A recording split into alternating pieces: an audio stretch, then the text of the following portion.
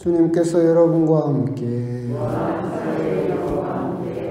루카가 전한 거룩한 복음입니다.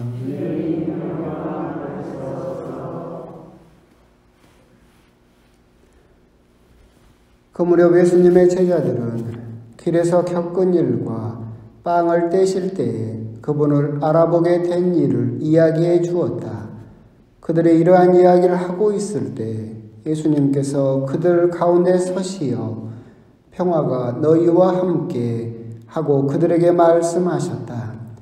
그들은 너무나 무섭고 두려워 유령을 보는 줄로 생각하였다.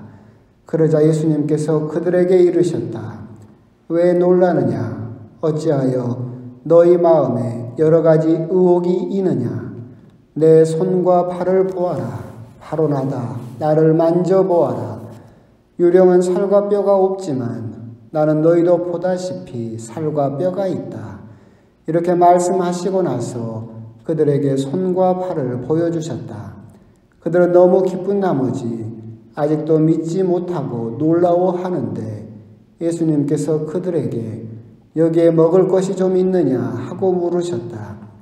그들이 구운 물고기 한 토막을 드리자 예수님께서는 그것을 받아 그들 앞에서 잡수셨다. 그리고 그들에게 이르셨다. 내가 전에 너희와 함께 있을 때에 말한 것처럼 나에 관하여 모세의 율법과 예언서와 시편에 기록된 모든 것이 다 이루어져야 한다. 그때 예수님께서는 그들의 마음을 여시어 성경을 깨닫게 해주셨다.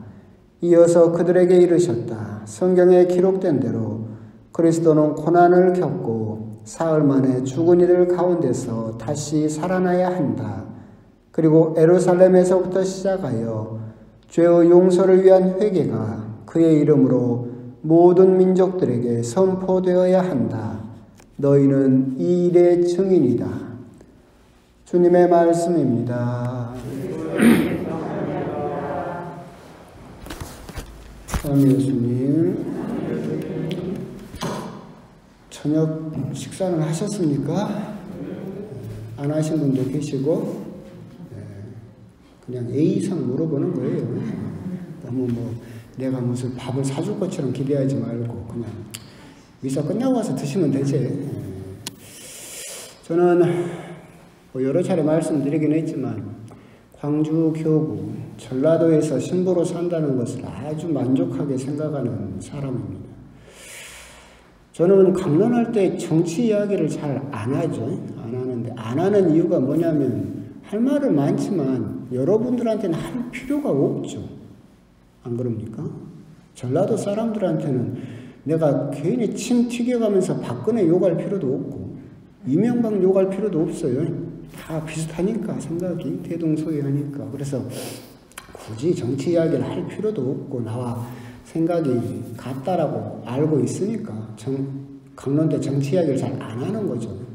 근데 제가 만약 예를 들어서 서울교구 신부였다 그러면 저도 성격이 지랄 맞아가지고 아마 미사 끝날 때마다 성당 입구에서 멱살을 잡힐 수도 있는 일입니다. 서울교구에서는 그 박근혜에 비판했다가 미사 끝나고 신부님이 성당 앞에서 멱살 잡히고 막 그러잖아요. 정치적인 견해가 다르기 때문에. 근데 전라도에서는 제가 여기서 박근혜 욕한다고 해서 미사 끝나고 누구 쫓아올 사람이 있어요? 없잖아요. 그래서 정치 이야기를 잘 안 하는데. 어제 서울시장 선거가 있었어요. 우리하고는 아무 상관도 없죠. 근데 사실은 또 많은 연관점이 나중에 단 우리 국가와 민족의 미래와도 사실은 큰 연관성이 있는 그런 선거였던 것 같아요. 다시 대잡이라고 그러잖아요. 옛날에 봤던 것을 다시 보는 듯한 광경이 다시 벌어지고 있는 것 같아요. 그러면서 이제 그런 생각이 들었습니다. 그러니까 우리나라 민족은 정말 많은 긍정적인 특성도 있고 약간 부정적인 특성도 있고 하지만 그냥 드러나는 것을 간단하게 이야기할 때 우리나라 사람들이 가지고 있는 가장 근본적인 종교 심성이 뭐라고 했느냐면 샤머니즘이라고 그랬죠. 우리 민족 자체가 시베리아에서 유목민족이 내려와서 한반도에 정착을 한 거예요. 샤머니즘, 무당이란 말이 어디서 유래된 말이냐면 시베리아 사람들이 쓰던 말이에요. 그러니까 고스란히 온 거예요. 그래서 우리 종교 심성에는 샤머니즘이 가장 깊숙한 데 있어요. 여러분들이 뭐 다 일상생활 하다 보면 다 그래요. 뭐 운이 좋고 나쁘고 막 그러는데. 그런데 이 샤머니즘의 가장 큰 특징 중에 하나가 뭐냐면 현세적이에요. 그러니까 내세라든가 하느님 나라라든가 이런 것은 조금 관심이 없어요. 현세, 이 실제 생활에서 우리들에게 복을 주고 우리들의 액을 띠고 나쁜 일을 피하고 좋은 일을 지금 갖는 것에 중점을 두고 있죠. 그러니까 우리나라에서 개신교가 굉장히 인기가 많은 이유가 뭔지 아세요? 그 이야기를 해주기 때문에 그래요. 현세적인 복, 현세적인 삶에 대해서 이야기를 하고 있고, 가톨릭에 가면 맨날 뭔 이야기만 해요? 하느님 나라 이야기만 하잖아요. 그러니까 우리들에게는 피부에 잘 와닿지 않아요. 딱 갔는데 그 교회 목사님이 열심히만 나오면 돈 많이 벌 것이고 10배로 벌고, 옛날에 이야기했잖아요. 주월동에 그 10,000배 교회가 있었다니까. 10,000원 내면 하느님이 10,000배로 돌려준대. 그래서 내가 거기다 10,000원 내고 싶었어. 10,000원 내면 하느님이 얼마로 더 돌려준다는 거예요? 1억. 주식 할 필요가 없어. 거기다가 전재산 1,000,000원만 넣어놓으면 우리나라 1등 재벌이 될 수 있어요. 그렇게 하기 때문에 개신교가 인기를 끌고, 굉장히 현세적이에요. 이게 나쁘다는 건 아니에요. 우리나라가 지금과 같이 경제 발전을 이룰 수 있었던 이유가 뭐예요? 현세적이라고 그래요.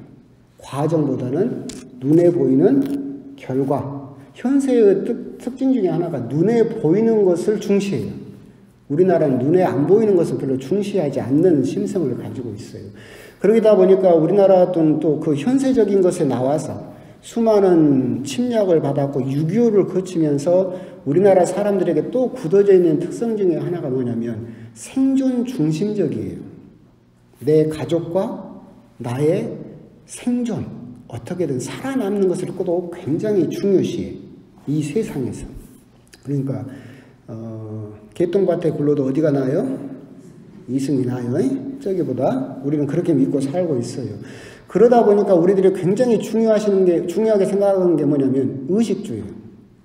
우리 생존과 직결되고 내 눈에 보이고 결과로서 드러나는 것이 뭐냐면 의식주가 우리들한테는 굉장히 중요해요. 그러니까 우리나라 사람들은 다른 나라 사람들에 비교해서 옷을 잘 입어요. 그리고 또 우리나라 사람들이 명품을 또 굉장히 중요시하게 생각하고 기왕이면 다홍치마라고 때깔이 좋은 것을 굉장히 중요시하게 생각해요. 우리나라 사람들은 또 의다음에 식, 먹는 것에 굉장히 진심이에요. 우리나라 사람처럼 먹는 것에 진심인 민족도 거의 없어요. 아주 그냥 먹는 거라면 아주 맛집 찾아다니고. 그러니까 우리나라는 얼마나 먹는 것에 진심이냐면 말했잖아요. 다 먹어본다니까. 밥도 먹고 술도 먹고 시간도 먹고 욕도 먹고 겁도 먹고 있는 건 있는 거로 다 먹어버려. 심지어는 엉덩이가 옷도 먹어요. 다 먹어 우리는. 먹는 것에 굉장히 진심인 민족이에요. 굉장히 그걸 중요시하게 생각해요. 그리고 그 다음에 중요시하는 게 뭐예요? 집이에요. 집. 그런데 의식주 중에서 현세에서 내가 잘 살고 있다는 것을 결정적으로 드러내는 것이 뭐예요? 집이죠. 여러분들이 명품 옷을 입고 있는 거나 아니면 매 끼니 때마다 맛집 가서 맛있는 걸 먹는 거, 이거 가지고 여러분 부가 드러나지 않아요. 우리나라 사람들이 대외적으로 내가 잘 살고 있다는 게 현세적인 삶을 잘 살고 있고 생존, 내가 잘 살고 있다는 것을 결정적으로 드러내주는 게 뭐예요? 집이에요. 그래서 우리나라는 모든 부의 귀결이 다 어디로 집중되어 있어요? 집으로. 굉장히 특이해요. 다른 나라는 자기 재산을, 금융자산을 많이 이야기해요. 주식을 얼마 가지고 있고 채권을 얼마 가지고 있고 은행 잔고가 얼마를 중요시하는데 우리나라 사람들은 주식 투자를 하는 목적이 뭐예요? 주식으로 돈 벌어서 뭘 살라고? 집 살라고. 우리나라 모든 부는 다 어디로 귀결되어 있어요? 집으로. 그래서 집이 굉장히 민감해요. 집은 우리의 현세적인 삶의 궁극적인 목표이고 내가 살아있다는 증거가 뭘로 드러나요? 어디 사냐? 거기가 집이 좋냐? 이걸로 내 신분이 결정된다고 생각을 해요. 그래서 집이 굉장히 중요하죠. 근데 이걸 말했잖아요. 굉장히 중요하게 생각을 하기 때문에 이걸 건들면 정권이 날아가요. 이걸 잘 해주면 정권을 잡을 수 있어요. 데자뷰라고 했던 게 이명박 대통령이 될 수 있었던 가장 근본적인 이유가 뭔지 아세요? 신도심 개발이었어요. 서울에 딱 대통령 후보로 서울시장부터 시작해서 뭘 약속했느냐면 내가 서울시장이 되면, 내가 대통령이 되면 신도심을 개발하겠다. 그래서 거의 막 구마다 동마다 신도심 재개발을 해가지고 뭘 약속했어요? 너희들 아파트값 올려주겠다. 약속을 했어요. 그래서 대통령이 됐어요. 그래서 그 당시에 전라도 사람들은 원래는 이명박을 안 찍었어요. 그쪽 당을. 그런데 아파트값 올려준다고 하니까 서울에 있던 전라도 사람들이 다 어떻게 해버렸어요? 이명박 찍었어요. 됐죠. 똑같은 상황이 지금 서울시장 때도 벌어졌죠. 그렇죠? 그 사람이 될 수 있었고 이쪽 사람이 떨어지는 가장 큰 이유가 뭐였어요? 결국은 부동산이에요. 땅값, 집값. 그렇죠? 그런 걸 보면서 참 다시 되돌아가 버렸다라는 생각이 들어요. 다시 이명박대로. 이걸 데자뷰라고 생각을 해요. 옛날에 그 했던 실수, 이명박을 땅값 올려준다고 해서 뽑아가지고 그 수많은 실수를 하고 나서 다시 바로 잡았잖아. 근데 뭐예요? 다시 그 자리로 돌아가 버렸어. 그럼 또 이 잘못을, 참 안타까운 게 뭐냐면, 여러분들이 전라도 사람이니까 내가 지금 한풀이 쳐면서 이야기하는 거예요. 미얀마에서 민주화 운동이 일어나고 있죠. 그걸 지금 현시 각각으로 지금 보고 있어요. 그죠? 5.18을 일으켰던 세력, 우리나라 군사 독재를 했던 세력, 친일을 했던 세력이 어디예요? 그 사람들이에요. 미얀마에서 그 군사 독재 정권이 일으키는 그 일을 보면서 똑같은 짓을 했던 그 후손들, 그 세력들이 부동산 값 올려준다고 나에게 정권을 달라고 그러니까 내 아파트 값 올려준다면 민주하고 뭐건 상관없이 가져라라고 갖다 줘버린 거예요. 다시 옛날로 되돌아가 본 거예요. 이런 걸 봤을 때 정말 우리 인류가 진보하고 있느냐라고 물어본다면 아닌 것 같아요. 우리들은 발전하고 진보를 착각하는 경우가 많이 있어요. 그래서 우리들은 진보했다고 생각해. 진화했다고 생각해. 여러분들이 그 옛날에 조선시대 때 사람들보다 더 진보한 것 같아요? 진보했다고 생각을 해. 자동차가 있고 핸드폰이 있고 TV가 나오고 수도꼭지에서 물이 퐁퐁 나오고 보일러가 빵빵하고 비행기도 탈 수 있어. 이건 발전이죠. 이건 문명화예요. 발전한 건 맞아요. 근데 조선시대 때 사람들보다 진보했느냐? 그 사람들보다 의식이 더 발전했느냐? 생각이 더 나아졌느냐? 물어보면 나아진 것 같아요? 안 나아진 것 같죠. 그러고 보면 인류는 발전을 했어요. 근데 거기에 따른 진보는 끝내 못하고 있는 것은 아닌가. 그러니까 한풀이라고 생각하세요. 다시 그 자리로 우리를 군사 독재했던 그 세력으로 그리고 친일을 했던 그 세력으로 다시 되돌아가 버리는 단지 이유는 하나. 부동산이라는 그것 때문에 되돌아가 버리는 그걸 보면서 참 인간이라고 하는 존재는 자기들 스스로 발전했다고 진보했다고 생각을 하는데 발전, 즉 문명화가 된 것은 맞지만 의식이 깨어나고 또 윤리적으로 발전을 하고 인류애가 증가하고 정신적으로 개발되는 그런 진보는 정말로 아직도 참 멀었다라는 생각을 거기에 저도 포함해서 그런 생각이 잠깐 들었습니다. 이야기가 쓸데없는 소리만 꼭 보겠습니다. 이건 그냥 어제 보고 나서 깝깝해서 이제 했던 소리고 오늘 복음 이야기를 해야 되는데 쓸데없는 소리를 많이 하다 보니까 복음 이야기를 많이 못 할 것 같아요. 오늘 복음은 이제 예수님께서 그때 제가 어제 말씀드렸잖아요. 이번 주 복음은 쭉 과정이 무언가를 여는 과정이라고 그랬죠. 월요일은 돌 무덤을 열었고 화요일은 마리아야 귀를 열었고 수요일은 눈을 열었죠. 그죠? 오늘은 뭘 열었어요? 마음을 열었죠. 그들의 마음을 여시어 성경을 깨닫게 해주셨다. 계속해서 예수님께서 계속 열고 계시는 과정 중에 제자들에게 찾아오신 과정이죠. 저희 어머니가 옛날에 저한테 그런 질문을 하신 적이 있어요. 나중에 부활하게 되면 엄마가 우리 아들 신부를 알아볼 수 있을까? 여러분 생각은 어때요? 부활하면 여러분 자녀들 알아볼 수 있을 것 같아요? 못 알아볼 것 같아요? 못 알아보면 큰일이지. 그 증거가 여기 있어요. 부활하시고 나면 부활이 어떤 모습으로 이루어질지는 정확하게 모른다고 그랬잖아요. 하지만 증거가 4가지가 있어요.